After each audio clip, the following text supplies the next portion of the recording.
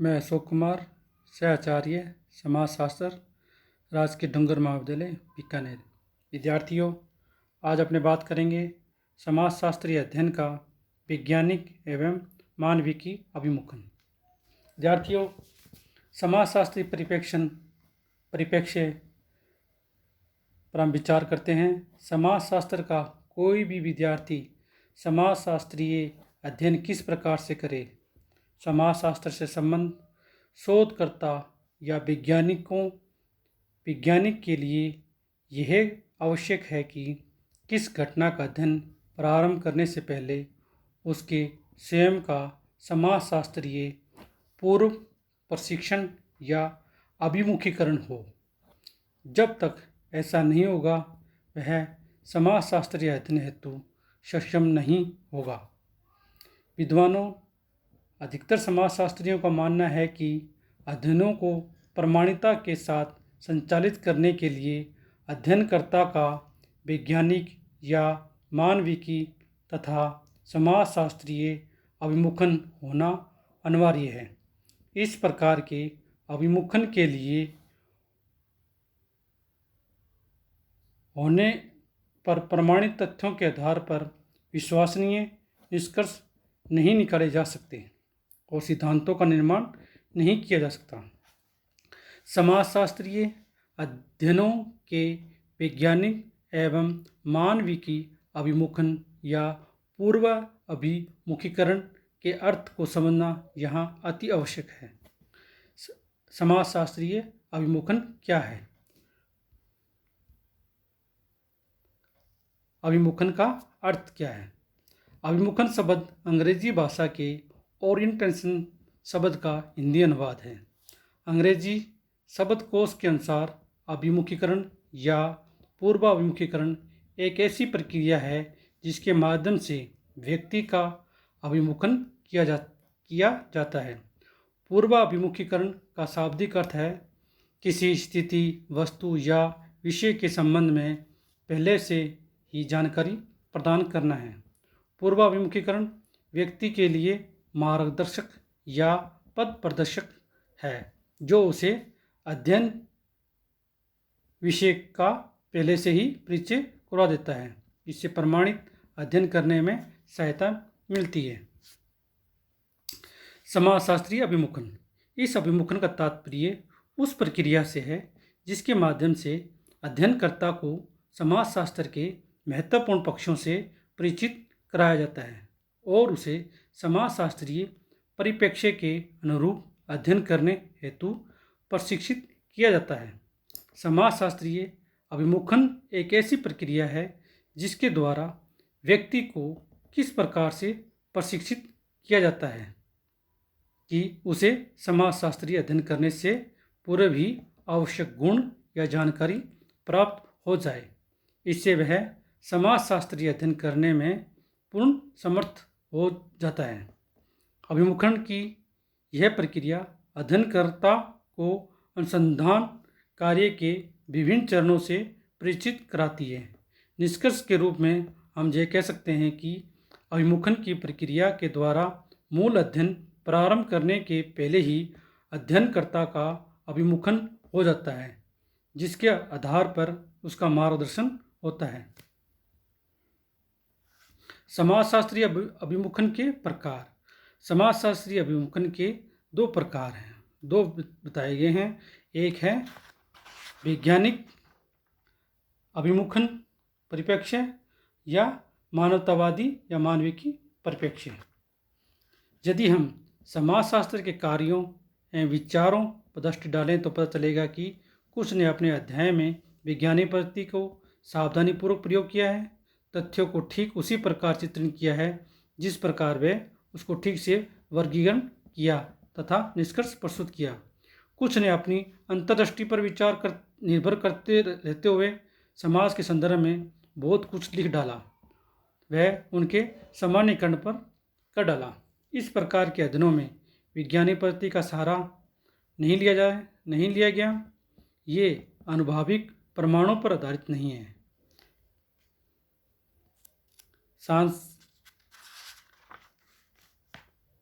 वैज्ञानिक परिप्रेक्ष्य और मानवतावादी परिप्रेक्ष्य।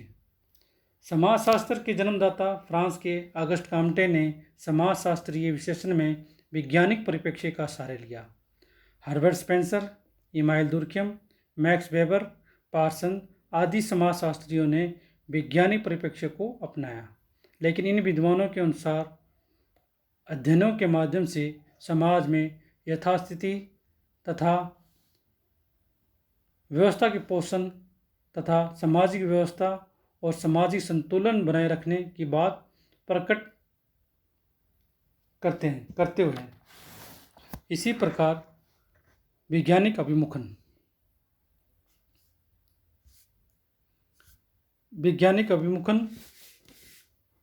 August Comte, Emmanuel Durkheim, Max Weber, Pareto, Parsons आदि समाजशास्त्रियों को मानता है कि मानवीय व्यवहार कुछ वैज्ञानिक नियमों तथा प्रविधियों के अनुसार संपन्न होता है।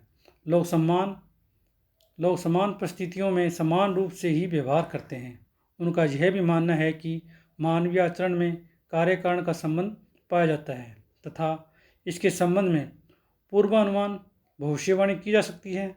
दुर्खेम द्वारा अपनाया गया अध्ययन का तरीका वैज्ञानिक था, जिसके प्रमुख कारण थे समस्याओं को परिभाषित करना, ये परिकल्पना करना, उपकल्पना बनाने की समस्या को कैसे हल किया जाए, इस उपकल्पना की जांच करना तथा परिणामों तथा निकाले गए निष्कर्षों का विश्लेषण करना है। इमानुएल दुर्खेम ने अपने अध्ययन में कारण और कार्य पर विशेष जोर दिया है, जो उनके द्वारा अपनाए गए वैज्ञानिक दृष्टिकोण का स्पष्ट प्रमाण है।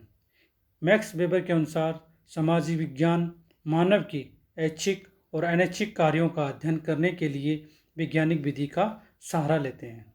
इसी प्रकार प्रसिद्ध समाजशास्त्री रॉबर्ट के मार्टन ने बताया है कि समाजशास्त्रीय परिप्रेक्ष्य को वैज्ञानिक स्वरूप प्राप्त करने हेतु विज्ञान की प्रमुख समस्याओं को मान्यता देनी होगी। टाल्टाय पार्सन ने अपनी वैज्ञानिक पृष्ठभूमि के कारण उन्होंने समाजशास्त्रीय अध्ययनों में वैज्ञानिक अभिमुखन को ही अपनाया है।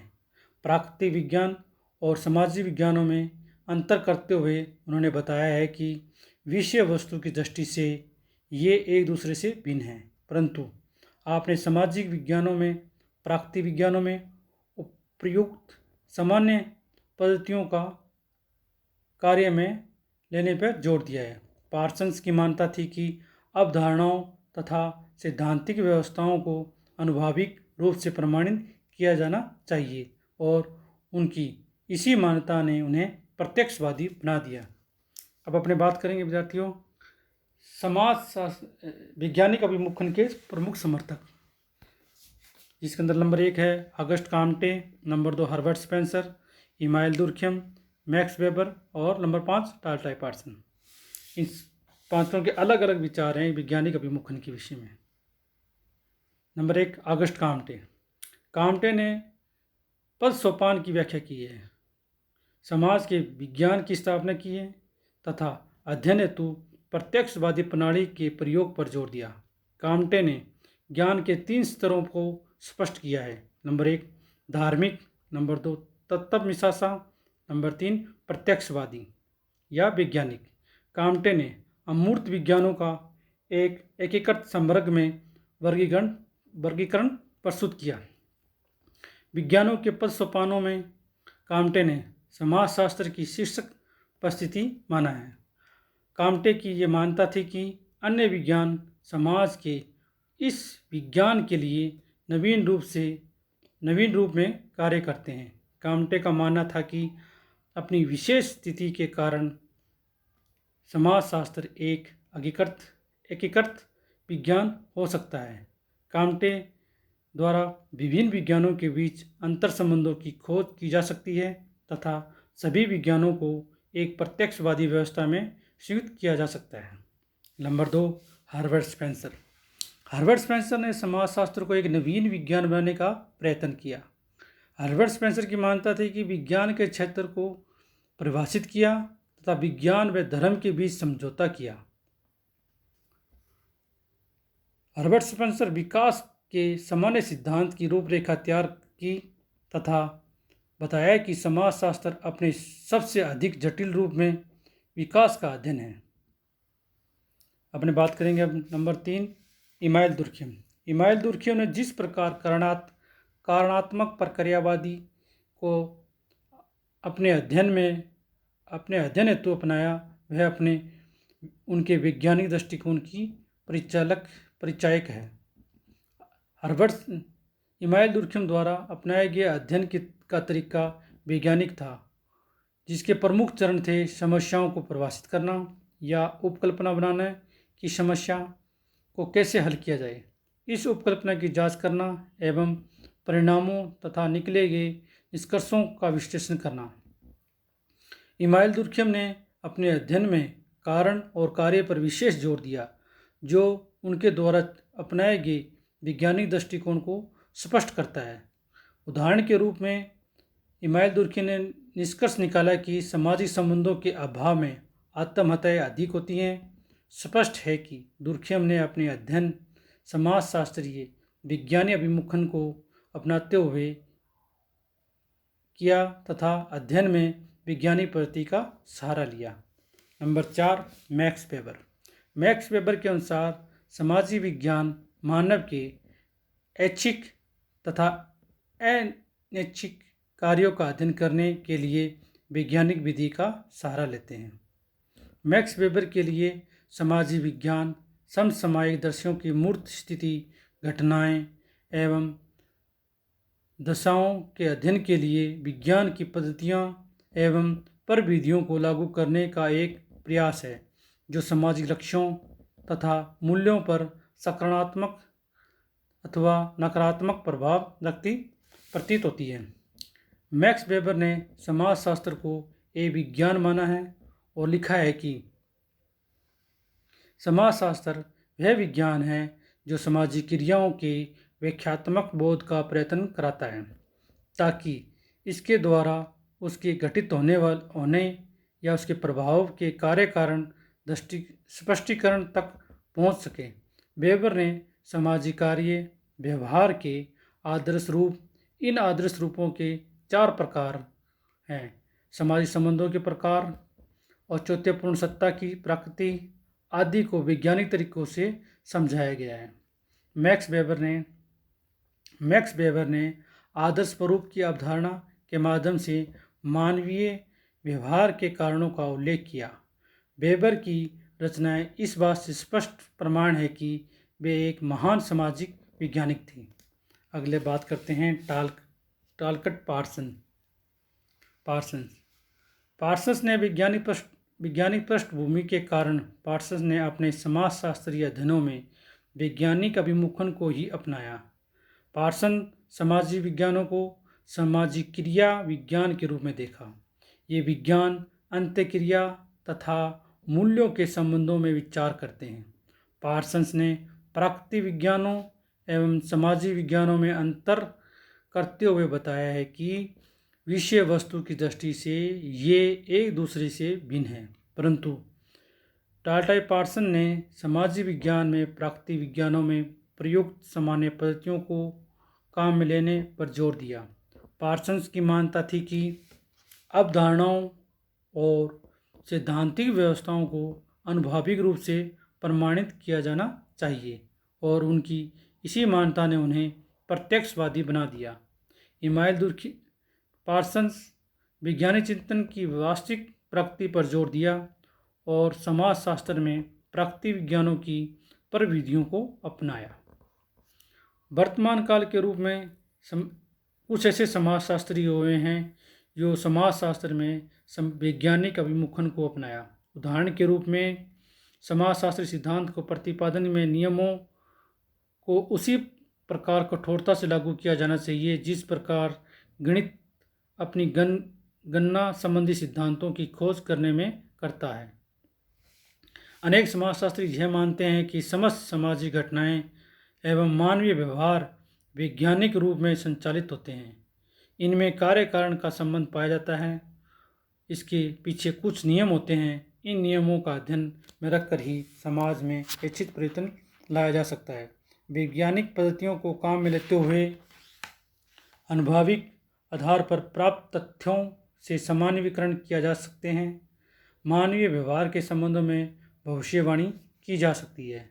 समाजशास्त्र के विकास पर ध्यान से यह बात स्पष्ट हो जाती है कि वैज्ञानिक अभिमुखन को अपनाते हुए उनके अनुभाविक अध्ययन किए गए के सिद्धांत प्रतिपादन किए गए। सोरोकिन ने बताया कि सन 1952 से 1965 के बीच समाजशास्त्र का क्षेत्र में असंख्य अनुसंधान कार्य तथा तथ्य विश्लेषण व अनुसंधान हेतु नवीन पद्धतियों का विकास हुआ।